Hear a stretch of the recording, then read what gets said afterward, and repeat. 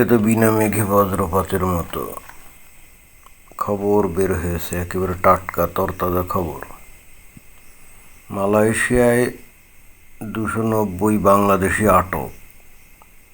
শুধু অবশ্য বাংলাদেশি আটক হয় নাই, 5 শতাধিক লোক তাদেরকে গ্রেপ্তার করছে। তো তার মধ্যে বাংলাদেশিরা সবচেয়ে বেশি, এরপরে মিয়ানমার দেখলাম, নেপাল এবং ভারতও আছে। ভারতে দেখলাম 30-35 জন আর কি, না 36 জন। এটা কেন বিনা মেঘে বজ্রপাত? কারণ মাত্রই কিছুদিন আগে বাংলাদেশের প্রধানমন্ত্রী মালয়েশিয়াতে উনি সফরে গেলেন এবং গিয়ে আমাদেরকে কিন্তু অনেক আশার বাণী শোনালেন যে এইবার এই মালয়েশিয়ার সাথে অনেক সম্পর্ক উন্নত হবে। আর মালয়েশিয়ায় যেহেতু শ্রমিকের ঘাটতি আছে, সেই হেতু বাংলাদেশ থেকে নাকি প্রচুর পরিমাণে লোকজন মালয়েশিয়াতে যাবে, কাজকাম করবে, বাংলাদেশে বিদেশি টাকা পাঠাবে মানে রেমিট্যান্স পাঠাবে, এটাই। তো আমরা তো বাংলাদেশের মানুষ খুবই উৎফুল্ল হয়ে গেলাম না? এবং সেটাই তো স্বাভাবিক। যাক, বাংলাদেশের নতুন প্রধানমন্ত্রী বাংলাদেশকে যদি এইভাবে মালয়েশিয়ার সাথে উন্নত সম্পর্কের জালে আবদ্ধ করতে পারেন, আর বাংলাদেশের লাখো জনতা মালয়েশিয়াতে গিয়ে যদি কাজ করতে পারে, তাহলে বাংলাদেশের উন্নতি ঠেকায় কে? কিন্তু কি উদ্ভট কাণ্ড এবং কি অদ্ভুত অবস্থা বা ঘটনা। প্রধানমন্ত্রী তারেক রহমান এই মাত্র সপ্তাহখানেক হয় নাই মালয়েশিয়া সফর শেষে, শুধুমাত্র অবশ্য যদিও মালয়েশিয়া যান নাই, উনি চায়নাতেও গেছিলেন। তো তারপরে কত সপ্তাহখানিক তো হলো, তাই না? তো এর মধ্যে মানে অনেকটা কি বলা যায়, অর্থাৎ অন্য কথায় মালয়েশিয়া কি বেসিক্যালি বাংলাদেশকে এ ধরনেরই সিগন্যাল দিচ্ছে, যে বলতে চাচ্ছে যে বাংলাদেশের প্রধানমন্ত্রী আসছিল, সোহুয়াট আসছে, ভালো কথা, এখানে এসে যখন পড়েছেই, তাহলে কি তাকে তো একটু খাতির যত্ন করতেই হয়। আফটারঅল একটা দেশের প্রধানমন্ত্রী, প্রোটোকল বলে তো কথা আছে, তাই না? তো তার মানে এই না যে তাদের সাথে আমরা বিশাল কিছু করতে যাচ্ছি, এবং বাংলাদেশ মালয়েশিয়ার কাছে খুব গুরুত্বপূর্ণ কোনো দেশও না। বিষয়টা কি অনেকটা তাই না? এটা কি অনেকটা গরু মেরে জুতা দানের মতো না? তো কিছুদিন দেরি তো করতে পারতো নাকি?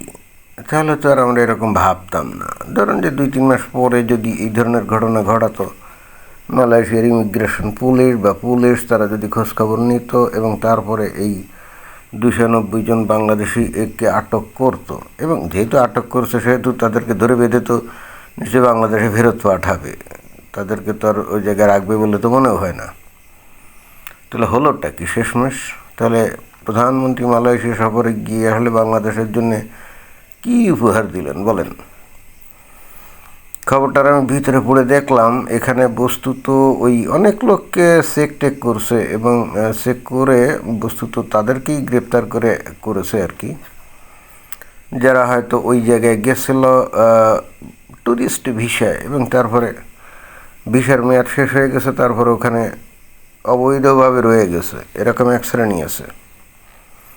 আর এক শ্রেণী আছে হয়তো গেছে বৈধভাবেই, হয়তো কোনো একটা ওয়ার্ক ভিসায় গেছে, ধরেন যে ওই পাম বাগানে কাজ করার ভিসা নিয়ে গেছে, কিন্তু ওখানে গিয়ে হয়তো গার্মেন্টস ফ্যাক্টরিতে কাজ করছে, ব্যাস এরকম আর কি।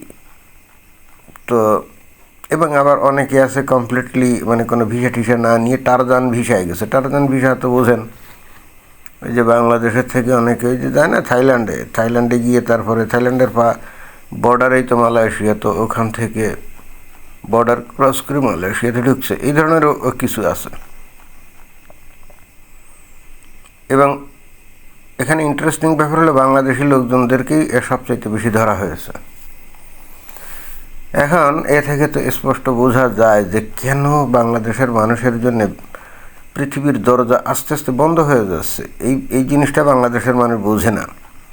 এই যে ভারত বাংলাদেশের চতুর্দিকে কাঁটাতারের বেড়া কেন দিচ্ছে, এইটা দিতে তাদের কি শত শত কোটি টাকা খরচ হবে না? বিপুল পরিমাণে জমি নষ্ট হবে, তো তাইলে তাদের খেয়ে দেয়ে কাম আছে। অলমোস্ট 4,000 কিলোমিটার্স, তাই না? বাংলাদেশের প্রায় মানে 3 পাশে আর কি বর্ডার আছে ভারতের। 4,000 কিলোমিটার, 1-2 কিলোমিটার নাকি না, তো এই পুরাটাই তারা মানে কাঁটাতারে বেড়া দিচ্ছে কেন? কারণ ভারত দেখছে যে বাংলাদেশের থেকে খালি হিন্দুরাই আসে না, হিন্দুরা তো জীবনের নিরাপত্তাহীনতা, পদে পদে অনিশ্চয়তা, যে কোনো মোমেন্টে মমিন মুসলমান মানে তাওহীদি জনতা ওই ইসলামের অবমাননা করেছে বলে হিন্দুদের উপরে ঝাঁপিয়ে পড়ে একেবারে বিনা নোটিশে। কখন কার উপরে ঝাঁপিয়ে পড়বে এইটা কিন্তু কেউ বলতে পারে না। কারণ হিন্দুরা যদিও কোশ্চিনকালেও সাহস পাবে না বাংলাদেশে বসে তৌহিদি জনতার মধ্যে বাস করে ইসলামের ব্যাপারে কোনো রকম আজে বাজে মন্তব্য করা, আর নবীকে নিয়ে কটূক্তি করার তো মানে স্বপ্নের ব্যাপার, এগুলো তো কল্পনাই করা যায় না। কিন্তু তাই বলে কি বাংলাদেশে হিন্দুরা নিরাপদ নাকি না? কখন কার বিরুদ্ধে অভিযোগ একটা দায়ের করে এর জন্য প্রমাণ দরকার নেই, জাস্ট বললেই হলো যে অমুকে ইসলাম অবমাননা করছে, নবীকে নিয়ে কটূক্তি করছে, ব্যাস তাহলেই হয়, তাহলেই দল বেঁধে ঝাঁপিয়ে পড়বে। তো এই মতো অবস্থায় বাংলাদেশ থেকে হিন্দুরা যে ভারতে গিয়ে আর অনেক ক্ষেত্রে ফেরে না, সেখানে থেকে যায়, এটার পিছনে তো একটা যৌক্তিক কারণ আছে, তাই না?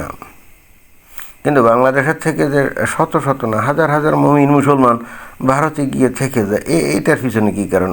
বাংলাদেশের মমিন মুসলমানদের জীবন কি বিপন্ন নাকি না? তো এখন এই যে পশ্চিমবঙ্গে যখন এই বিজেপি সরকার আসছে, তখন তো তারা বিভিন্ন জায়গা থেকে এই যে অবৈধ বাংলাদেশি মুসলমানদেরকে ধরে ধরে এই যে পুশ ব্যাক করছে, তাই না? আর কাঁটাতারের বেড়া দিয়ে দিচ্ছে যাতে বাংলাদেশ থেকে এই ভারতে ঢুকতে না পারে। চিন্তা করে দেখেন, এটা কিন্তু ওয়ান কাইন্ড অফ গাজার মতো পরিস্থিতি তৈরি করে। আপনার যদি ওই যে ইসরায়েলের ওই যে ভূমধ্যসাগর সংলগ্ন একটু জায়গার মধ্যে মানে প্রায় বিশাল ওয়াল দিয়ে, ওখানেও কিন্তু ওই যে গাজার চতুর্পাশে কিন্তু কাঁটাতারের বেড়া না, একেবারে কাঁটাতারের বেড়া প্লাস খুব স্ট্রং ওয়াল, যাতে করে ওইখান থেকে ফিলিস্তিনিরা ওই ইসরায়েলে ঢুকতে না পারে। এটা আগে এরকম ছিল, আর এখন তো অবস্থা বেশি খারাপ, তাই না? বাংলাদেশের অবস্থা কিন্তু ওই ভারত অনেকটা গাজার মতো মানে ভৌগোলিক দিক দিয়ে দেখতে গেলে, ফিজিক্যালি দেখতে গেলে ওরকমই করে ফেলছে। এবং কেন করে ফেলছে? কারণ ভারত খুব ভালো করেই জানে যে বাংলাদেশের ভবিষ্যৎ খুবই খারাপ, আর অতএব শুধুমাত্র ওই হিন্দু না, ব্যাপকভাবে মুসলমানও ভারতে ঢুকবে, এবং এই জন্যই কিন্তু এই কাজটা করছে। এবং গোটা পৃথিবী থেকে আস্তে আস্তে বাংলাদেশ যে বিচ্ছিন্ন হয়ে যাচ্ছে, এবার বোঝা গেছে। নদী সাগর মরুভূমি বন জঙ্গল পাড়ি দিয়ে মানুষজন ওই ভূমধ্যসাগর পাড়ি দিয়ে ইতালি রওনা দেয়, তাই না? অনেকে মারা যায় না। কারণ কি? কারণ হচ্ছে ইউরোপের কোনো দেশ তো বাংলাদেশকে ভিসা দেয় না, ইউরোপ আমেরিকাকে কেউ দেয় না। কমপ্লিটলি বাংলাদেশকে অলিখিতভাবে নিষিদ্ধ করে দিয়েছে। কিছু কিছু দেশ খুব সহজে ভিসা দিতে একসময়, যেমন এই যে ইন্দোনেশিয়া, মালয়েশিয়া, থাইল্যান্ড, তাই না? এই দেশগুলোও কিন্তু এখন আর আগের মতো ভিসা দেয় না। কেন দেবে? কারণ এই মালয়েশিয়াতে গেছিলো, ভ্রমণ ভিসাই তো গেছিলো, গিয়ে ওখানে রয়ে গেছে অবৈধভাবে। তো এখন 290 জনকে ধরলো, এরকম প্রতিনিয়তই তো ওই জায়গার পুলিশ ধরে ধরে বাংলাদেশে ফেরত পাঠায়। তাহলে বাংলাদেশের মানুষদেরকে তারা কেন ভিসা দেবে বলেন? কোনোভাবেই দিবে না। তার মানে আগে যেখানে 100 জনের মধ্যে 100 জনকেই হয়তো মালয়েশিয়া ভিসা দিত, এখানে 100 জনের মধ্যে হয়তো 10 জন বা 15 জন বা 20 জনকে দেয়, তাই না? বাকি 80-90 জনকে তারা রিফিউজ করে। অর্থাৎ অন্য কথায় গোটা পৃথিবী যে বাংলাদেশকে আস্তে আস্তে নিষিদ্ধ করছে, বাংলাদেশের পাবলিক এটা টের পাচ্ছে। বাংলাদেশের মানুষ বুঝতে পারছে যে কেন তাদেরকে নিষিদ্ধ করে দিচ্ছে। তারা ধর্মোন্মাদ হবে, বাংলাদেশে ইসলামী শরিয়া কায়েম করবে, ইসলামী খিলাফত কায়েম করতে চাইবে, আর ওই তালেবান অথবা আল কায়দা অথবা আইএসের পতাকা বহন করে নিয়ে বাংলাদেশে বিশাল মিছিল বের করবে। এরপরে তারা আশা করবে কি? তারা পৃথিবীর বিভিন্ন দেশে গিয়ে ভিসা চাইবে, আর তারা ভিসা দিবে? খেয়ে দেখে তাদের কাজ আছে? আর তারা কি পাগল? তারা চিন্তা করবে ওরে বাবা, তারা কি চিন্তা করবে? তারা চিন্তা করবে ওরে বাবা, এরা কারা? এরা তো দেখতে মানুষ ঠিকই, কিন্তু আসলে তো ভিতরে অন্যরকম। তো এই সমস্ত লোকজনদেরকে এখন এরা আপদ মনে করে, এবং এই হেতু ওই সমস্ত দেশ অলিখিতভাবে নিষেধাজ্ঞা জারি করছে। না না, ভালো কথা, তোমরা তোমাদের দেশেই থাকো, আমাদের দেশে তোমাদের আসতে হবে না। এবং এটাই বাস্তবতা, তাই না? ধন্যবাদ।